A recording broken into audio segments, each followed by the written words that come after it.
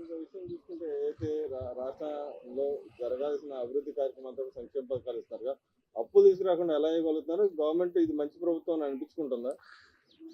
మంచి ప్రభుత్వం అనిపించుకోవటానికి ఉదాహరణగా ఆయనకి పెన్షన్ 2000 దగ్గర నుంచి 3000 చేయడానికి 5 సంవత్సరాలు పట్టిందండి.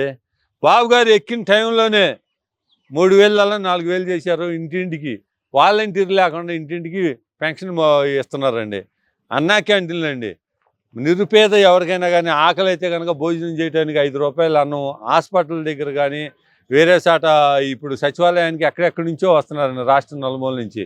వాళ్ళు కూడా చక్కగా పొద్దునపూట టిఫిన్ కానీ భోజనం కానీ చేస్తున్నారు. బ్రహ్మాండంగా ఉంది. రేపు దీపావళి నుంచి ఏమో దీపం పథకం కింద గ్యాస్ బండ్లు ఇస్తామని చెబుతున్నారు. 1 by 1 ఒక్కొక్కటి చేస్తారండి బాబు గారు. ఆ నమ్మకం మాకుంది. ఆంధ్రప్రదేశ్ అభివృద్ధి ఉంది.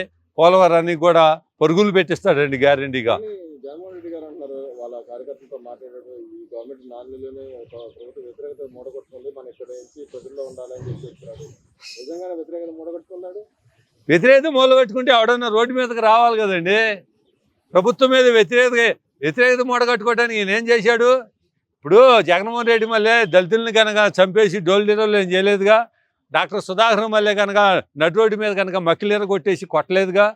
ఈయన ఏదైనా కానీ లా అండ్ ఆర్డర్ ప్రకారంగా న్యాయబద్ధంగా ఏదైనా కానీ ఈయన పరిపాలన చేస్తున్నాడు. కానీ నీకు మళ్ళీ అసలు ఆ ఎంపీ గారిని అండి, రఘురామకృష్ణరాజు గారిని, ఆయన్ని అసలు కాళ్ళు కూడా కింద నీకుండా కొట్టించిన పాపాత్ముడు అండి. అసలు ఈయన చెప్పాలంటే ఆయన రాజుగారు అసలు ఏ పాపం చేశాడో ఒక ఎంపీగా ఉండి ఆయన చూస్తుంటే ఆయన పుట్టినరోజు కూడా చేయకుండా హైదరాబాద్ నుంచి తీసుకొచ్చి నువ్వు సిఐడిఎల్ చేత అట్ట కొట్టించి ఆ రకాన్ని బాధ పెట్టించావంటే నువ్వు సామాన్య వ్యక్తి అండి. అసలు నువ్వు ఎంతమందిని ఈయన పట్టాభి గారిని అసలు నువ్వు సామాన్యం చేశారండి మీరు. ఆయన్ని రేత్రిపూట తీసుకెళ్ళి అనేక రకాల పోలీస్ స్టేషన్లు తిప్పి ఆయన్ని నేను ఎన్ని రకాలుగా టార్చర్ చేశారండి. ఆయన్ని ఎన్నిసార్లు కొట్టారండి, ఇంటి మీద దాడి చేశారు, ఇండ్లని మొత్తం రావణ కాష్టం చేశారు. మీ పరిపాలన అసలు లా అండ్ ఆర్డర్ ఉందండి?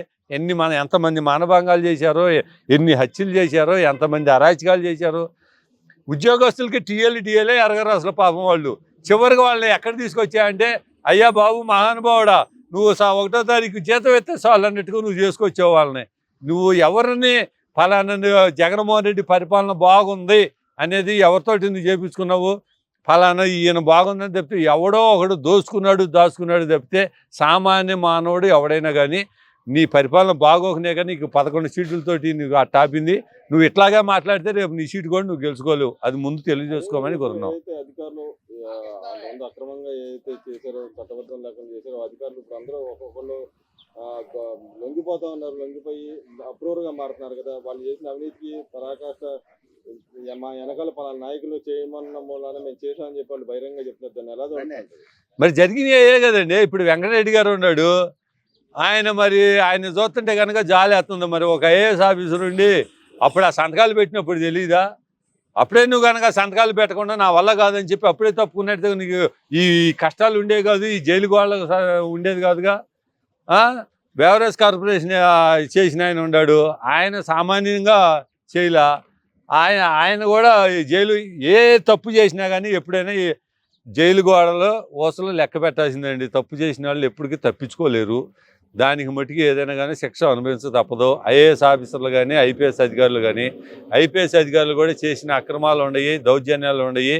లా అండ్ ఆర్డర్ను చేసేసి మహానుభావుడు చంద్రబాబు నాయుడు గారి మీద వారెంట్ లేకుండా ఏమి లేకుండా అండి, మా ఊరి పక్కనేనండి పరివంట అండి ఆయనది. ఆయన అర్ధరాత్రి పూట నిద్రబానీయకుండా అంత దూరం నుంచి తీసుకొచ్చి కర్నూలు దగ్గర నుంచి ఆయన తీసుకొచ్చి నిద్రాహారాలు లేకుండా చంద్రబాబు గారిని ఎన్ని హింసలు పెట్టారండి మేము మర్చిపోతామండి.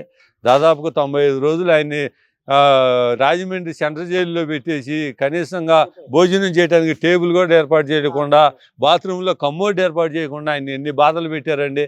అదంతా రాక్షసానందం అండి. బాబు గారే ఎట్లా ఉండాడని చెప్పి ఆయన తాడేపల్లి ప్యాలెస్లో ఉండి సీసీ కెమెరాలో చూసిన గనుడండి. ఆయన ఆ బాధలు పెట్టాడు, అవన్నీ చేశాడు. ఇప్పుడు ఇవన్నీ అనుభవిస్తున్నాడు. తాడేపల్లిలో కొంపలో ఉండటానికి కూడా ఆయనకి భయం వేసి ఇప్పుడు మళ్ళా ఆ ప్యాలెస్కు పోయి బెంగళూరు ప్యాలెస్లో పోయి దాక్కుంటున్నావు. నువ్వు రేపు ఆంధ్రప్రదేశ్లో ఉండటానికి కూడా నాకు తెలిసి నువ్వు ఎప్పటికన్నా కానీ లండనే పారిపోతావు అని చెప్పి మాకు చాలా అనుమానంగా ఉందయ్యా. ఏదో సిబిఐ వాళ్ళు ఏదో 1 నెల రోజుల్లో 15 రోజులు అని చెప్పి వాళ్ళ దగ్గర పర్మిషన్ తీసుకుంటావు. నువ్వు ఆడే ఉంటావు, నిన్ను నమ్ముకున్న వాళ్ళు మొత్తం ఇక ఎటు మునగటమే, అంత తప్పితే వేరే ఏం లేదు.